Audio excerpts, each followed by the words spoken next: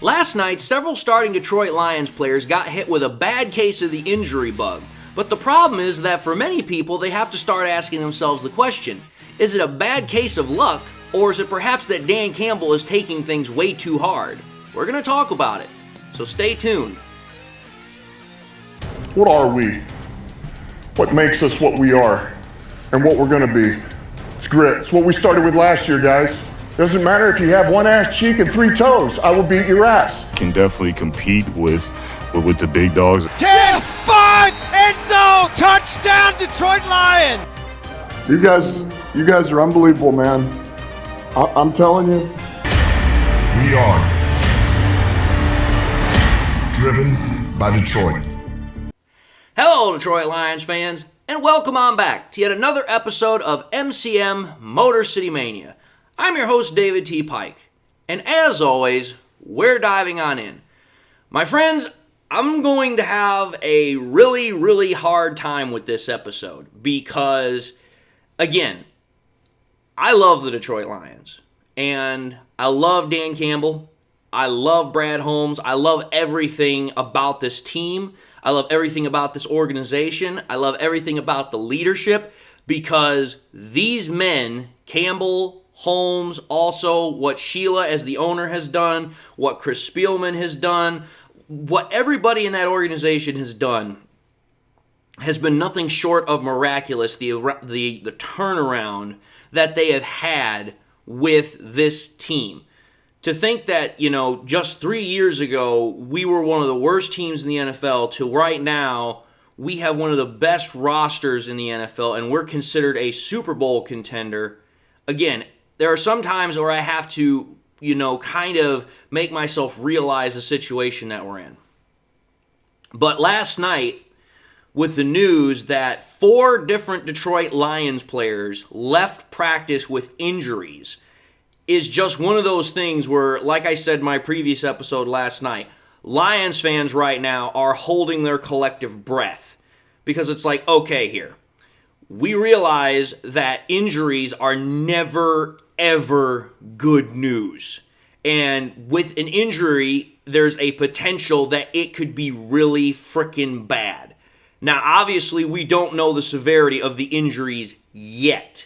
But what we do know is that, okay, Ali McNeil got injured yesterday. We know that Terry and Arnold got injured yesterday with an upper body injury. We know that Rakestraw got injured yesterday with an ankle injury. And perhaps the most severe injury that right now everybody's paying attention to is Jahmyr Gibbs, who, according to Adam Schefter, has a hamstring injury. And nobody knows as of yet how severe the injuries are just yet. Now, maybe this morning, by the time that I release this episode, that could very well change. Maybe Dan Campbell comes out with a report or something and, it's not as bad and a lot of people are able to kind of calm down. A lot of people are able to kind of, relax a little bit. But regardless of whatever that might be, I already know for a fact that when you have this many injuries happen at one time, I know that Lions fans are instantaneously going to start looking for something or someone to blame. Because this is a lot of bad news in one short period of time. And when everybody gets bad news, they're already saying, okay, what's the cause of this? What has made this happen? And I can already tell you this right now. Some people might just associate it with, hey, it's part of the game, it's bad luck, or it's a bad stretch, you're just going to have to take your lumps. And that would probably be the most objective way to look at this. However, though, I know that for other people, they're going to go to the farthest reaches of the most negative way to look at this, because it happens every single time. And I already know that they're going to try and blame Dan Campbell for this. So that's part of the reason why I have this episode. So I'm going to play devil's advocate for this, and I'm going to talk about how is it possible that Dan Campbell is to blame, and how is Dan Campbell not to blame for this. So let's take a look at how Dan Campbell could be the one to blame for this, or how maybe he's not 100% to blame for this, but he definitely has a very high controlling factor in it. He has a very high amount of accountability. Let's understand what the Lions are going for here. The clear objective this entire offseason is that the Lions are wanting to get and to win a Super Bowl. Nothing short of that is what they're going for. And everybody is pushing themselves and pushing each other to the max. And that includes Coach Campbell. These guys understand exactly what it is they want to do. And they realize that they have to give 100% of that what they got. And sometimes even more than that.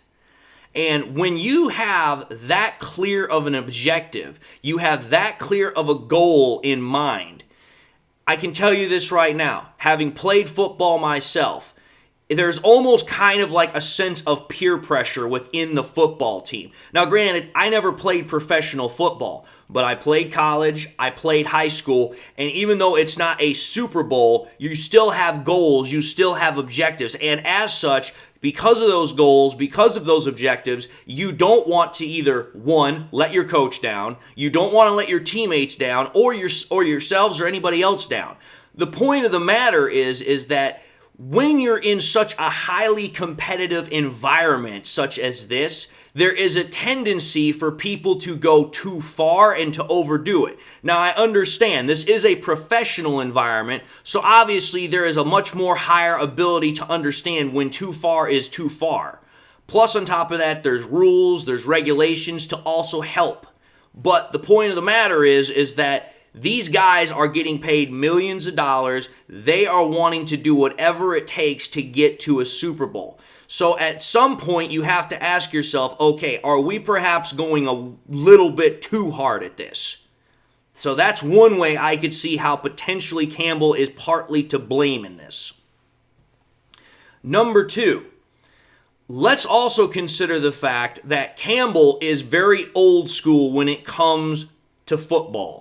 Campbell has been known since day one with his training camps to be one of the most physically aggressive and physically demanding training camps. And that's because, again, he comes from that old school style mindset of football. It's like, listen, we are going to be very, very hard with how we do our job. We are going to have a hard work ethic. However, though, that does not necessarily mean that the practices are not fun. One thing we have heard constantly out of players is that even though the practice environments, they are physically aggressive and demanding, it's fun for the players. They enjoy the practices.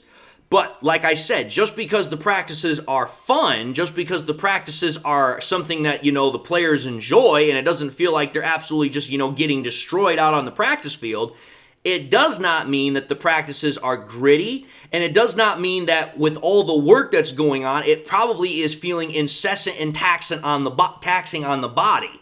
Again, these are guys that are getting freaking destroyed every single day, so it's like you have to take good care of your body. But the problem is that over time, it gets harder and harder for the body to be able to jump back and recover. So again, that's one of those things where it's like, okay, are you actually able to understand when you have to call things back, or are you just going way too far, way too fast? So again, that's another way I could think of somebody blaming potentially Campbell for this. Number three, this kind of plays off of number two. Let's understand that Coach Campbell is part of the Bill Parcells tree. Bill Parcells was always known for pushing his players to get better and pushing them past their perceived limits. Again, that was what made Parcells kind of the coach that he was. And a lot of his players would make note of that, but they also would say that that's how they got better. They didn't necessarily say he was their best friend on the practice field, but they noted how he was able to get the most out of them by motivating them. And we've heard about this from other coaches. Again, one of the favorite TV shows I like to watch from NFL's films is America's Game, and it's the one that I'm talking about here is what is it? I think it's the one for the New York Giants, and it's with Tom Coughlin. And There's a part in one of the episodes where it talks about how Tom Coughlin, he just gets to the Giants and he literally is just absolutely going nuts with these training camp practices, and the players are absolutely getting wore out.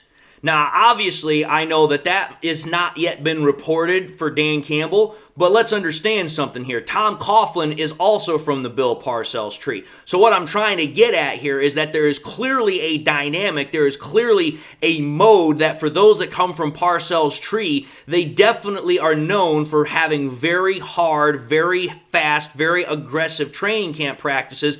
And if it's not reined in, if it's not kept within control, it can have ramifications. So that's the reason why I put that out there, is because, again, Bill Parcells' coaching tree, it's one of those things where you have to keep yourself in check or it can kind of run away from you. And again, that's part of the reason why I'm saying that could be used as something to blame Dan Campbell. And then, this is probably the most prevalent one I can think of right now, but reason number 4 is you just have to take a look at the sheer amount of injuries that the Lions have already had, and not just little injuries, massive injuries. Think about it. The Lions have had, I think, if we realistically want to look at it, I think they've had 7 or 8 players that are already either done for the year or they're not going to be able to come back potentially until the playoffs. Think about it. John Kaminsky, he's on IR. Lynn, Bada, Galvin, Moody, Badgley, Mosley. These are all guys that have had serious injuries, and this is literally over the span of like the last month and a half. Think about this, because Badgley was the first one that went down with the hamstring injury to his leg. And then from there, it's just been boom, boom, boom, boom, boom. And it's almost been like every other week or so that we literally have had to hear about this. And think about it, folks. We're only into the 12th day of training camp. We're in the 12th day of training camp, and we've only had 1 preseason game. And yet we've had 7 players that are already out for pretty much the entirety of the season, or they're not going to suit up at all, and there's no chance that they're going to come back. That's pretty damn crazy to think about how much that's actually happened. So again, what I'm trying to do here is I'm trying to say this is how somebody could try to blame Dan Campbell for this nonsense. And trust me when I tell you, somebody is going to try. But let me also say this. I don't believe Dan Campbell is necessarily the main reason why, these players are getting injured here. Because to just blame one individual is being not objective. And it's also not simply logical. Because let's understand this. Let's take a look at the opposite side of this conversation. The reason why I don't think Dan Campbell is to blame, or is not the main reason to blame, if you want to take a look at it from that perspective, is that let's take a look at what the players have stated. The players have stated multiple times when it comes to Dan Campbell's practice methods, when it comes to his practice, methodology, that he understands when to amp things up and then also when to wind things down in terms of intensity at practice. They've stated he understands that. And to me, it's like, okay, it would be one thing if Dan Campbell was constantly, okay, we're just going to go, and we're not going to let up. It's always practice, it's always full contact, and that's all what we're doing.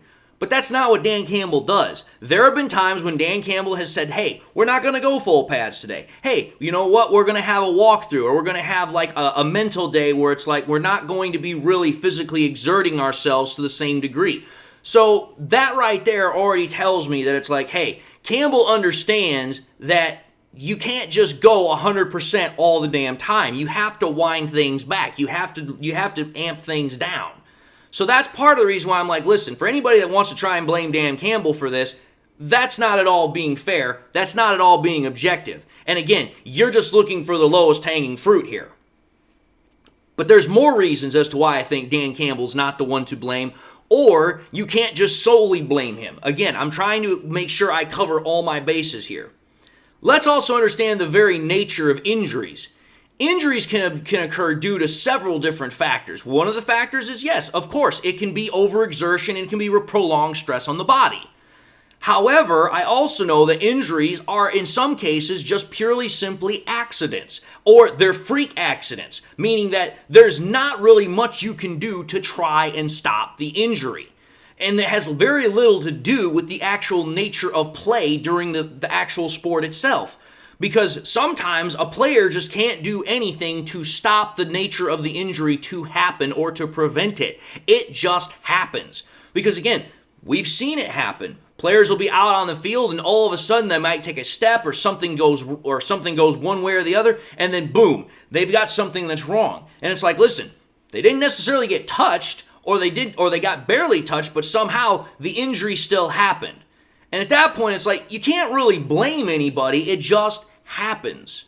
So it's like, there's not really much you can do there. So again, you have to keep that in perspective.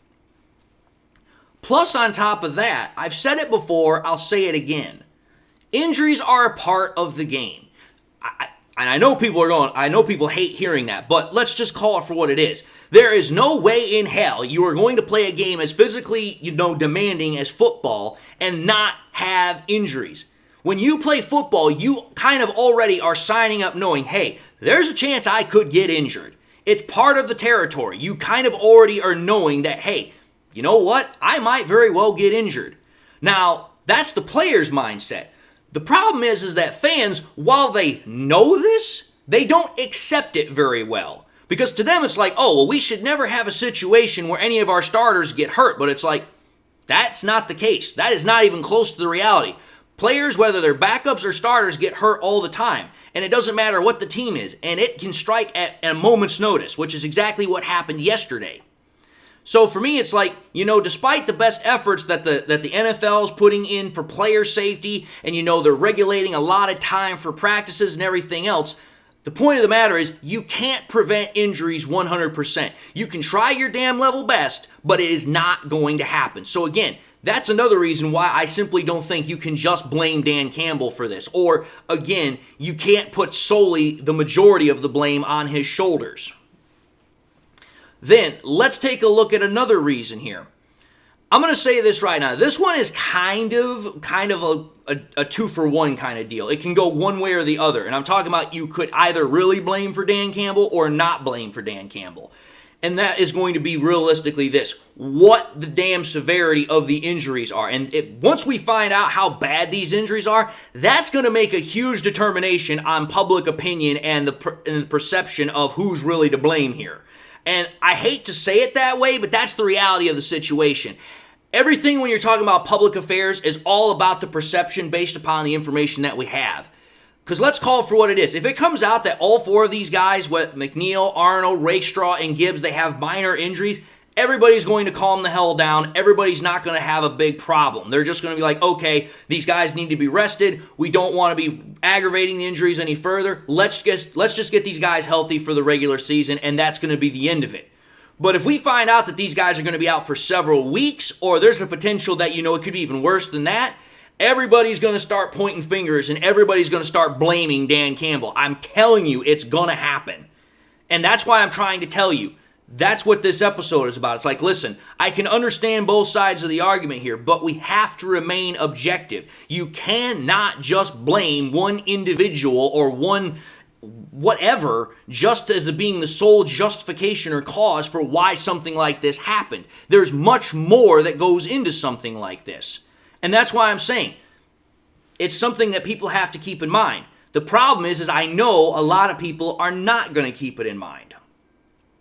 And again, that is one way that you could talk about it both sides. But the last way I could think of a reason as to why Dan Campbell is not to blame or majority not to blame, again, I keep trying to clarify that, is part of injury preparation is also on the player themselves. And again, the reason I'm saying that is because when it comes to how you prepare your body to get injured, there's only so much the team, facilities, organization, trainers are going to be able to do. They absolutely will give you a program. They'll absolutely help you with physical therapy and everything else. But it's also upon the player to make sure that they're doing what they need to do to get ready for the rigors of playing football, which means, hey, in the off season, do you take your training regimen to the absolute serious level that it possibly could be? after practice, are you doing everything you possibly can to make sure that your body is recovering as best it can before you go back out to practice? Whether it's, hey, you got to go to the massage room. Hey, you got to make sure you're doing ice baths. Hey, you got to make sure you're doing yoga or whatever the hell it is you have to do to make sure your body is recovering as best you can. Now, again, I'm not saying that the players are not doing this, but I'm simply saying that you can't just throw everything at Campbell's feet without accounting to all the other things that go into something like this. That's the whole reason why I made this episode, is because I know beyond a shadow of a doubt, somewhere, whether it's on Twitter, whether it's on Facebook, whether it's on YouTube, somebody is going to say, Dan Campbell is pushing these players way too damn hard. And that's the reason why this happened. And they're just going to leave it at that. And that to me is just absolutely wrong. You cannot just simply go with that simple of a logical statement, because that right there is not cutting it. You're not looking at all of the features that go into something like this. Injuries are much more than that simply of cut and dry. And I just literally gave a multitude of different things that could potentially factor into how that happens. So just to simply say, yep, Dan Campbell's the reason why these players are getting injured. No, that's not how that happens. That's not how that works. Injuries are one of those things, it's kind of like a fickle, cruel mistress. It's going to happen, and there's no way you're going to figure out how it's going to happen or who it's going to happen to. You just kind of have to go with the lumps once they come around. And you have to prepare yourself as best as possible to make sure that if it does happen, you can handle it. That's about it. I know that sounds like, BS, but unfortunately that's the case, then that's the truth of the matter. That's how injuries are, and there's not really a whole lot you can do to try and really get ready for it.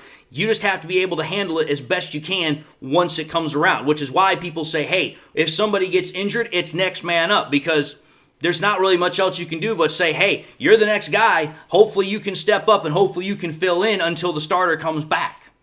That's the nature of the business. But anyway, the reason I wanted to make this episode was, again, to try and be objective, to try and see if people could understand that, listen, you can't just blame Dan Campbell for something like this, which I know there are going to be people that are going to try. But having said that, I'm going to end this episode and say thank you all for watching yet another episode of MCM Motor City Mania. If you like what you saw, by all means, I highly encourage y'all to watch the next episode. Also encourage y'all to do this.